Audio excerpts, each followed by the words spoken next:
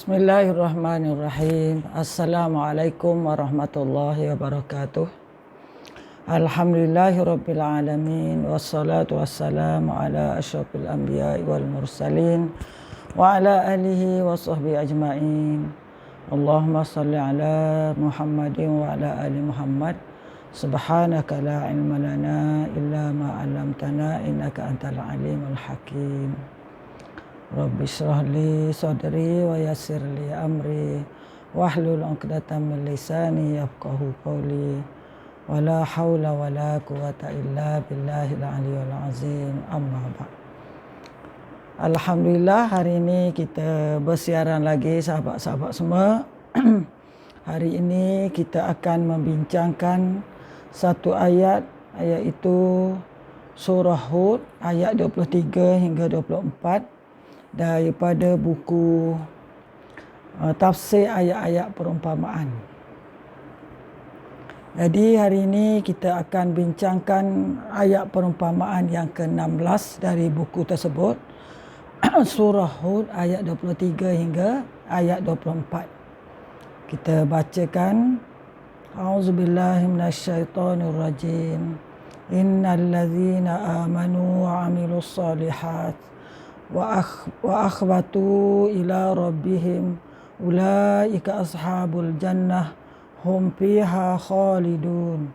Masalul fariqaini kal a'ma wal asammi wal basiri was sami' hal yastawiyani masala afala tazakkarun. Maksudnya, sesungguhnya orang-orang beriman dan mengerjakan amal-amal soleh dan merendahkan diri pada Tuhan mereka, mereka itu adalah penghuni syurga. Mereka kekal di dalamnya. Perbandingan kedua golongan itu, iaitu orang kafir dan orang-orang mukmin, seperti orang buta dan tuli dengan orang yang dapat melihat dan dapat mendengar. Adakah kedua golongan itu sama keadaan sifatnya? Maka tidakkah kamu mengambil pengajaran daripada perbandingan itu? Surah Hud, maksud surah Hud ayat 23 hingga 24. Sebelum kita lihat sepintas lalu ayat ini, ada dua kandungan. Yang pertama ialah Allah menerangkan tentang ciri-ciri orang beriman.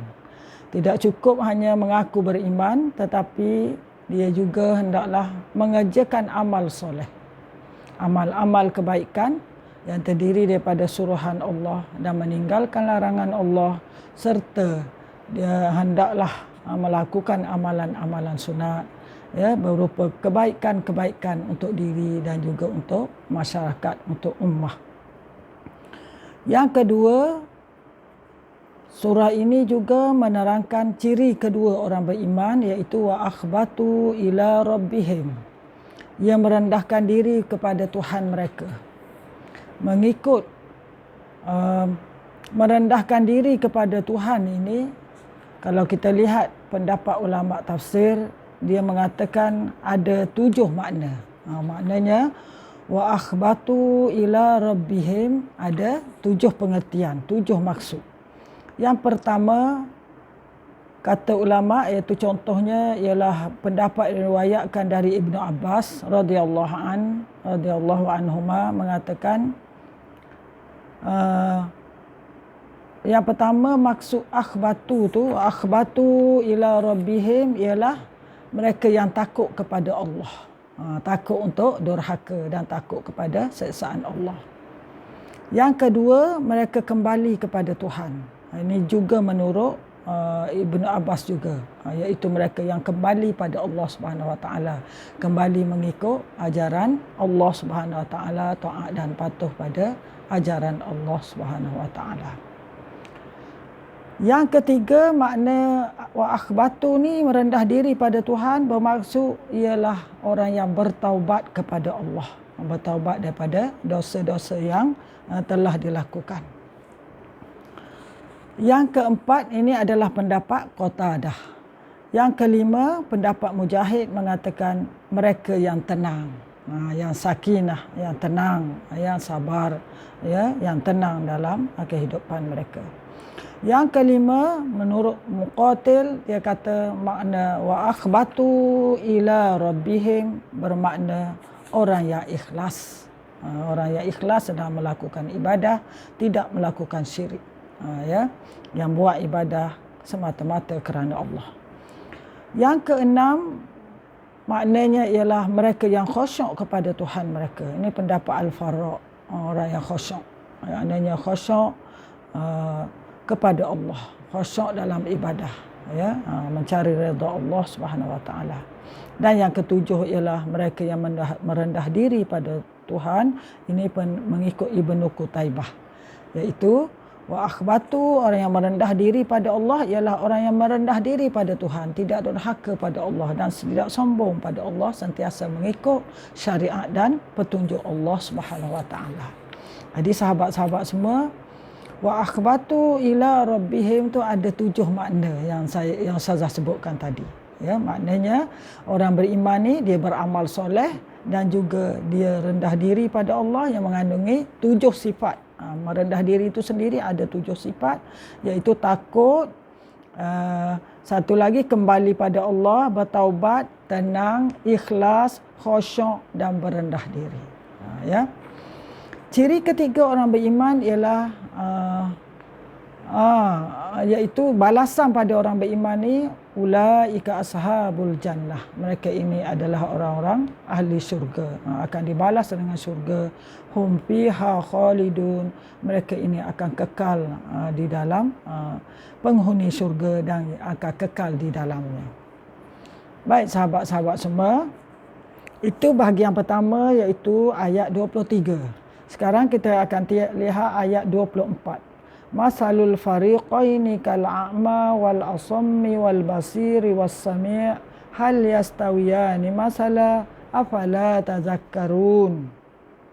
Ya, iaitu Allah membuat perbandingan, perumpamaan 2 golongan antara orang kafir dengan orang mukmin. Orang kafir diibaratkan seperti orang yang buta dan orang yang tuli, di mana mereka ni buta kerana tidak melihat ayat-ayat Allah, kebenaran yang dibawa oleh Allah, yang dibawa oleh Rasul-Rasul, termasuklah Rasulullah SAW. Tuli, mereka tidak ingin mendengar. Mereka bukannya tuli fizikal, tetapi tuli ibaratnya kerana mereka tak nak mendengar kebenaran dari ayat-ayat Allah dan seruan Rasulullah SAW dan para Rasul sebelumnya. Dan diumpamakan pula orang mukmin ini dengan orang yang dapat melihat dan mendengar. Melihat kebenaran dan mendengar. Sami'na wa ata'na, dengar dan patuh. Lalu Allah bertanya, adakah kedua golongan itu sama keadaannya? Maka sudah tentu tidak sama sekali, orang beriman dan orang kafir. Maka Allah menyebut di sini, afala tazakkarun, adakah kamu tidak mengambil pengajaran dari perbandingan ini? Baiklah sahabat semua, kita lihat huraian makna perbandingan ini, makna perumpamaan ini, iaitu perumpamaan dua golongan kafir dan mukmin adalah seperti perumpamaan orang buta yang tak boleh melihat sesuatu dengan sepasang mata, dan orang yang tuli tidak bisa mendengar dengan telinga akan kebenaran. Dia tidak boleh melihat kebenaran untuk diikuti dan diamalkan kerana ia sibuk dengan kekufuran kepada Allah Subhanahu Wa Taala. Lalu Allah hinakan mereka, ya, di dunia dan di akhirat. Ia tidak bisa mendengar seruan Allah ke jalan benar dan memenuhi seruan tersebut kepada petunjuk untuk dijadikan pedoman. Ini adalah orang yang abadi dalam kesesatan dan bertambah dalam bingung, dan ia tidak mendengar dan tidak melihat. Sedangkan orang beriman ialah melihat dan mendengar ayat-ayat Allah. Disebutkan di sini bahawa perumpamaan yang dibuat ini oleh Allah adalah untuk orang kafir dan orang beriman. Orang yang kafir itu tuli dari kebenaran sehingga ia tidak boleh mendengar. Begitu juga buta tidak boleh melihat kebenaran. Sementara orang beriman, Allah bandingkan orang beriman ialah orang yang mendengar kebenaran sehingga dia mengambil manfaat dari ajaran yang disampaikan oleh Rasul dan kemudian selepas Rasul wafat, Rasulullah SAW wafat, dia mendengar pesanan para ulama, ya, ulama-ulama yang muktabar, untuk dia mengambil pengajaran dan manfaat dalam hidupnya, melihat kebenaran sehingga dia faham, dia menjaga agama Allah, syariat Allah dan mengamalkannya dan mempunyai akhlak yang tinggi. Inilah orang beriman. Baiklah. Ayat ini mengandungi dua perumpamaan antara orang kafir dengan orang beriman. Seterusnya kita lihat pula pendapat Ibnu Ashur, ya, mengatakan bahawa ini mengumpamakan keadaan golongan kafir dalam hal tidak boleh mengambil, tidak mengambil manfaat dengan memikirkan bukti-bukti keesaan Allah yang sangat jelas pada seluruh makhluk. Iaitu dia ni, orang-orang kafir ni, dia tak boleh manfaat daripada memikirkan bukti-bukti keesaan Allah. Ya, keesaan Allah Subhanahu Wa Taala. Bukti keesaan Allah kita boleh lihat kepada ayat-ayat Al-Quran dan juga kepada alam ini yang begitu indah, dengan bukit bukau, dengan tumbuhan, dengan langit bumi yang tersegam yang indah. Ini dia tidak boleh mengambil pengajaran untuk mencari Tuhan dan beriman pada Allah. Jadi sebab itu Allah mengumpamakan mereka ini seolah-olah mereka buta, walaupun mata mereka melihat, tapi mereka buta daripada kebenaran. Dan mereka ini juga sama dengan orang tuli, orang kafir ni, kerana mereka tidak mendengar ajaran Allah, seruan Allah Subhanahu Wa Taala. Sementara golongan beriman, ia merupakan sebalik itu, ya, iaitu orang yang mendengar dan melihat, orang yang mendapat hidayah dan petunjuk, orang yang selalu taat dan patuh pada Allah dan melakukan amal soleh. Jadi disebutkan di sini bahawa di mana disebutkan di sini, iaitu orang-orang kafir ni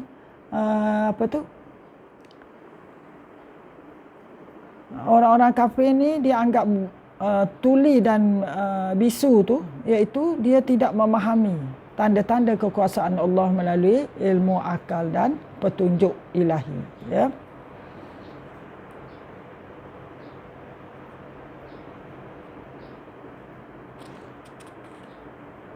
Baiklah, seterusnya kita lihat juga pendapat Abu Bakar Al-Jazairi mengatakan Allah Subhanahu Wa Taala menuturkan perbandingan antara orang yang mempersekutukan Allah, mensyirikkan Allah, dan orang yang mengesakannya. Kata Abu Bakar Al-Jazairi, dia kata perbandingan ayat surah Hud tadi, iaitu ayat 24 tu, Allah membandingkan orang mukmin dengan orang kafir, iaitu dari sudut mensekutukan Allah dan dari sudut golongan mukmin yang mengesa dan beriman kepada Allah Subhanahu Wa Taala. Dia berfirman perbandingan dua golongan ini, maksudnya golongan seorang buta dan orang tuli ialah orang kafir dan zalim. Orang yang mendengar dan melihat ialah orang beriman dan mengesakan Allah. Jadi dua perbandingan tu. Pertama, buta dan tuli ialah orang kafir dan orang zalim. Orang yang mendengar dan melihat ialah orang yang beriman dan orang yang mengesakan Allah Subhanahu Wa Taala. Sudah tentu kedua-duanya berbeza, ya, wataknya, akhlaknya, sifatnya, dan pembalasan Allah sudah tentu berbeza. Apakah ada orang berakal yang senang kalau buta dan tuli menjadi cirinya, sementara melihat dan mendengar bukan cirinya? Adakah kita hidup ni senang kalau buta dan tuli? Kan? Sudah tentu kita tak nak ada kedua sifat itu. Sifat inilah yang diletakkan kepada orang-orang kafir dan orang-orang yang zalim dan munafik. Dia tahu kebenaran tapi mereka tidak beriman kepada Allah.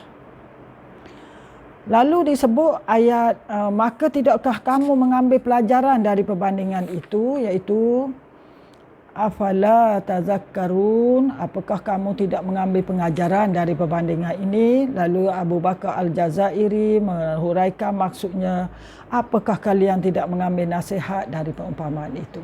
Kamu tak mengambil penasihat ke dari perumpamaan itu? Sepatutnya kamu semua ni hendaklah apabila baca ayat ini mengambil pengajaran dan bertaubat kembali pada Allah, beriman pada Allah, ya, mengesakan Allah, menyatakan Islam dan beriman kepada para rasul serta mengikuti ajaran rasul, ajaran ulama, ya. Sekarang ini kita ikut ulama dan beriman kepada kitabnya iaitu Al-Quran serta mengamalkannya. Jadi syarat yang Allah sebutkan, afala tazakkarun, apakah kamu tidak mengambil pelajaran daripada perbandingan itu? Maksudnya golongan-golongan kafir, munafik dan zalim ini sepatutnya kembalilah kepada Allah, bertaubat, menerima Islam, mengesahkan Allah, beriman pada Rasul, mengikuti ajaran Allah dan Rasul dan beriman pada kitabnya, kitab Al-Quran, serta mengamalkan ajaran Allah di dalam Al-Quran sehingga menjadi seorang mukmin yang soleh, yang bertakwa pada Allah Subhanahu Wa Taala. Jadi itulah saja sahabat-sahabat semua, pendengar semua. Hari ini kita mengambil pengajaran ibrah ataupun kita bertadabbur surah Hud ayat 23 hingga 24. Ayat 23 memberikan gambaran ciri-ciri orang beriman. Dalam ayat ni ada dua saja, iaitu bukan sahaja mengaku beriman tapi beramal soleh dan juga merendah diri pada Allah. Dan sudah diterangkan merendah diri itu ada 7 makna. Kan dah diterangkan tadi.